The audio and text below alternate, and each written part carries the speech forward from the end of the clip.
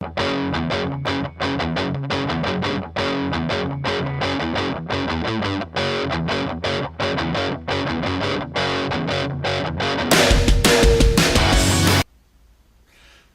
à tous, bienvenue à un projet de fou, épisode 20. Oui, ça fait un petit bout de temps que je vous ai pas parlé. J'ai été plus, disons, volubile sur mon blog écrit. Je pense qu'une petite vidéo aujourd'hui s'imposait. J'ai du temps de libre aussi à la maison, fait que ça me donne un petit peu de chance de vous parler là-dessus. Ça me tentait de vous parler de choisir ses batailles. Des fois, faut faire des compromis. Puis je pense que choisir ses batailles, c'est un des plus beaux compromis qu'on peut faire des fois. Suite à donc mon dernier article sur mon blog écrit au sujet de ma montée de lait du mois de mai, j'ai eu des commentaires. Il y a eu des commentaires, disons, positifs et il y a eu aussi des commentaires négatifs.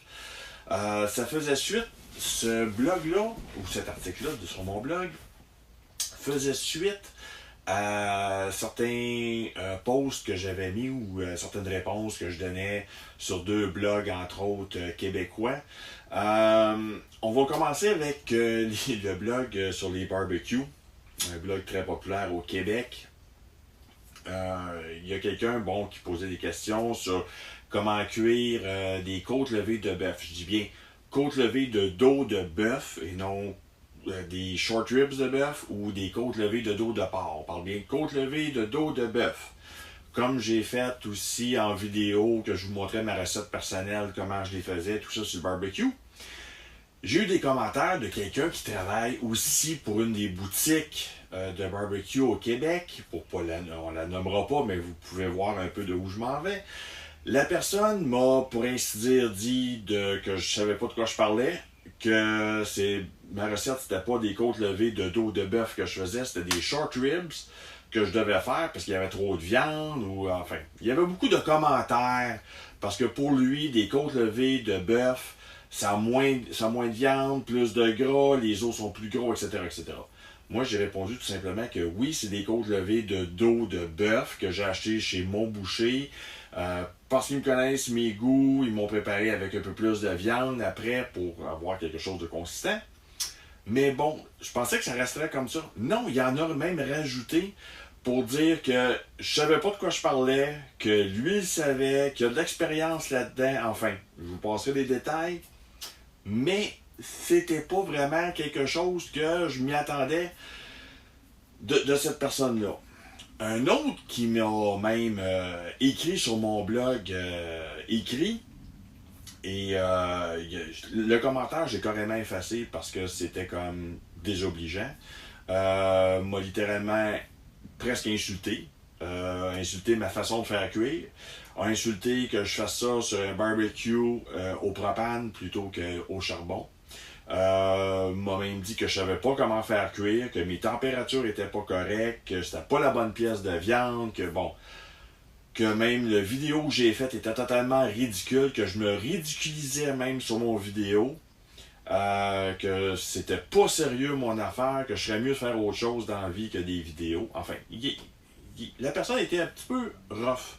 C'est pour ça que j'ai pris la chance, mais pas la chance, que j'ai pris vraiment la peine d'effacer littéralement le commentaire parce que j'en voulais même pas sur mon blog. Je l'ai pris dur sur le coup. Honnêtement, ça m'a pris quelques jours à juste ruminer ça un peu. C'est de là que j'ai fait l'article sur ma montée de lait du mois de mai, qui était un petit peu trop, vraiment, là, je n'avais plein mon casque, comme on dit. Mes vidéos que je fais, je les fais entre autres pour moi, pour mon plaisir, pour vous partager mes états d'âme, pour vous partager ma façon de faire avec la cuisine, pour vous partager toutes sortes de choses. Si vous n'aimez pas ça, écoutez-les pas. Si vous aimez ça, écoutez-les puis appréciez-les. Moi, là, je le fais pas pour faire de l'argent.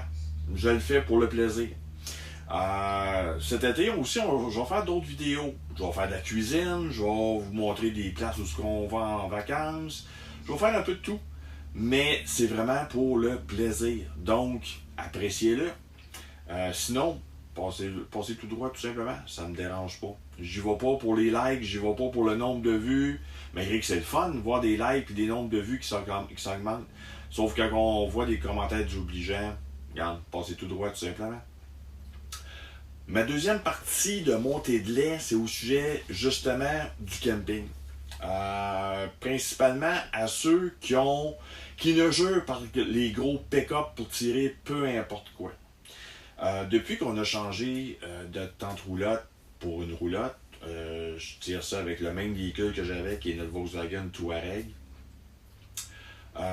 C'est peut-être pas le véhicule parfait ou le meilleur véhicule pour tirer la roulotte, j'en conviens. Par contre, il est capable de le tirer.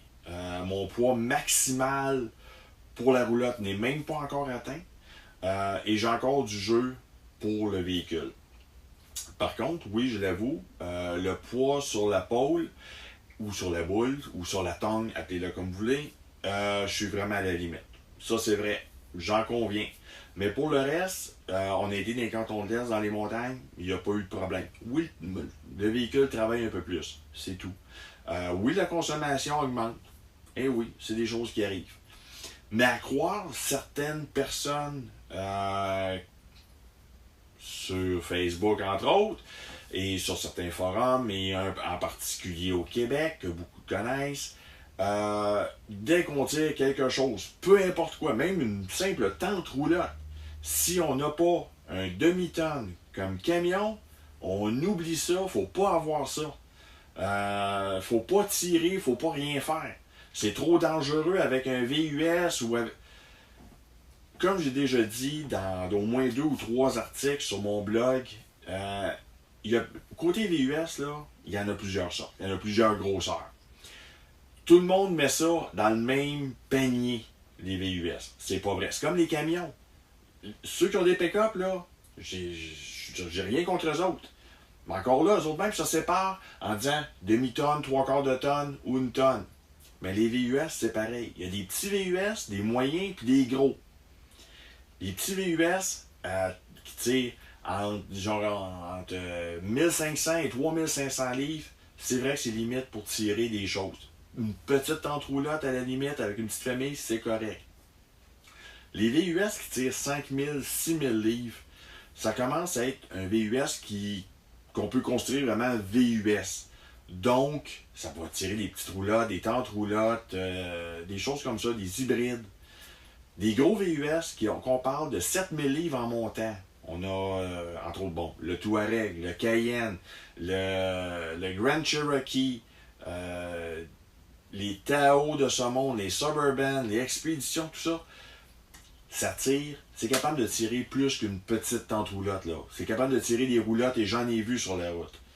J'ai rien contre les pick-up encore une fois, mais j'aime mieux tirer ma roulotte qui est d'une certaine grosseur, on l'avouera, vous pourrez le voir vous-même sur Facebook ou sur mon blog. J'aime mieux tirer cette roulotte-là avec mon Touareg qui tire 7700 livres, avec un bon équipement d'attache. Dans mon cas, j'ai un equalizer, avec un système de frein électrique de Kurt, que de voir un gros pick-up, une tonne, ou 3/4 ou une demi-tonne, tirer une roulotte avec juste un sway bar ou un équipement qui est carrément pas adapté et que la roulotte s'en va tout croche en arrière. On a vu sur la route durant nos 2 semaines aux États-Unis, on a vu des roulottes qui se promenaient là. Il y en a qui étaient bien équipés, d'autres moins bien équipés. Pourtant, ils ont des pick-up. Ben oui, ils ont des pick-up, puis ça peut tout arrêter. Non. J'aime mieux avoir mon VUS qui tire le mien correctement, de façon prudente. De toute façon, je ne fais pas des excès de vitesse avec ça. Je connais les capacités du véhicule. Et pour arrêter, j'ai mon système de frein électrique. Une roulotte, ça a des freins.